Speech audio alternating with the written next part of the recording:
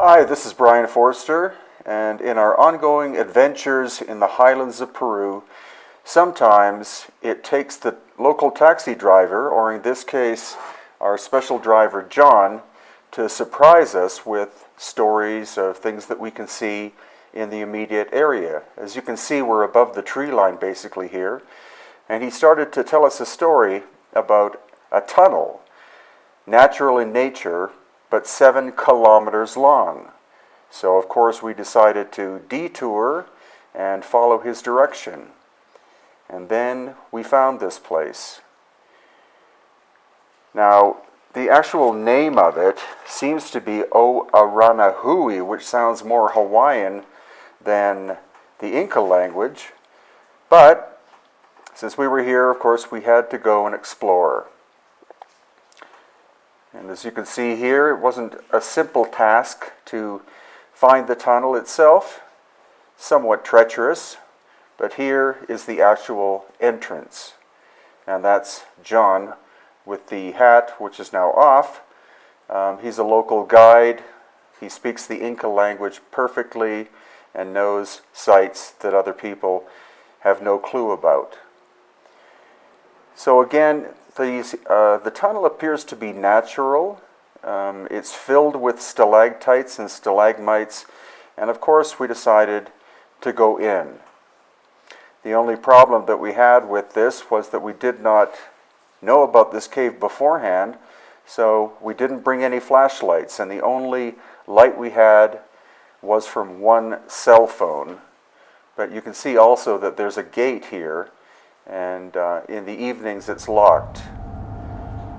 The interior is incredibly dark and mysterious.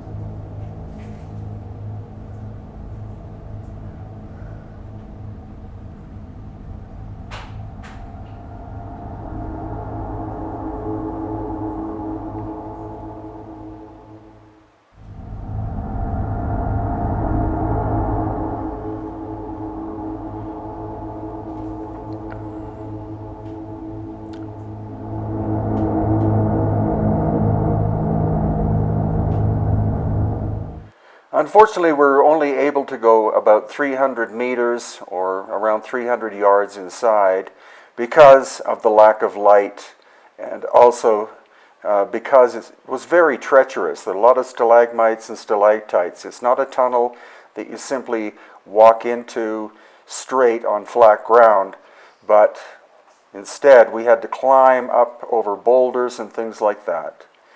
We will, of course, return one day with the proper equipment and see how far in fact it goes. I could see that it definitely went much more than 300 meters, but again, just with a simple cell phone light, it was impossible to navigate any farther without probably plummeting to our deaths or breaking a bone or two. So stay tuned with hiddenincatours.com, and we'll show you not only this site, but many, many more that you've likely never heard of. These are related books: Aftershock, the Ancient Cataclysm That Erased Human History, Lost Ancient Technology of Peru and Bolivia, Machu Picchu, Virtual Guide and Secrets Revealed, and Gringo Guide of Machu Picchu and Cusco.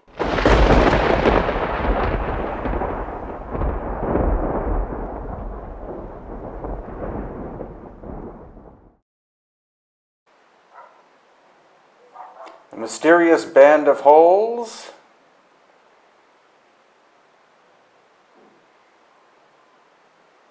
and Tambo, Colorado in Peru. Hi, this is Brian Forster, and this is some quadcopter footage that I took at a site called Tambo, Colorado, which is an Inca site about 600 years old, located reasonably close to Pisco, Peru, which is about 3.5 hours south of the capital city of Lima. Now, as you can see, it's an adobe construction, and it is typical Inca of the area, as there is no fine or good stone in this area. Most of the Inca constructions were made out of adobe, and Tambo, Colorado means Tambo is in or center, and Colorado is color.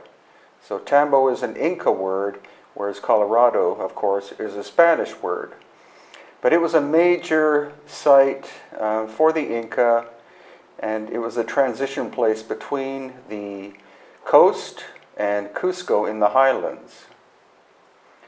But what's far more intriguing that I want to share with you is this, which is called the Band of Holes. It's somewhere between 1 and 2 kilometers long, and it creeps up a hillside, as you can see, above the lush green valley area. And the question is, who made it and what was it? And there seems to be a lot of speculation. No one has a real answer as to what it was and who were the creators. I think probably the most logical of explanations was made by Senor Juan Navarro of the Paracas History Museum, of which I'm the assistant director, and he believes that it was a giant geoglyph made by the elongated skull Paracas culture more than 2,000 years ago. Now, there are geoglyphs in the area, the most famous ones being the Nazca geoglyphs, which are related, of course, with the Nazca lines, and those are, well, among the most famous ones would be the hummingbird and the spider, etc. And so they are etchings in the silty sand of the area, whereas you can see here, you have 3,000 holes. So the question is, of course, what did it represent? And Senor Juan's theory is that in each one of these holes, there was a plant of some kind that was planted there and watered, and because it's in a snake shape, it would have been a massive geoglyph in the form of a snake going up from the valley floor close to the top of a mountain. Now, I haven't shown in this video clip, but at the base there is an enlarged bulbous area which could very well have been the head of the snake, and at the other end, on the top of the mountain, that is where the whole almost zigzaggy shape of this band of holes comes to a narrow point. So that would be the tail. And also in the head portion, that was a cemetery. So there are still bones and skulls and bits of pottery and cloth and stuff like that there. So when this was functioning more than 2,000 years ago, it would have been, as Senor Juan believed, and I concur with him, that it was a massive serpent shape, bright or rich green colored, and therefore it would have stood out very much from the barren, almost wasteland area in the background.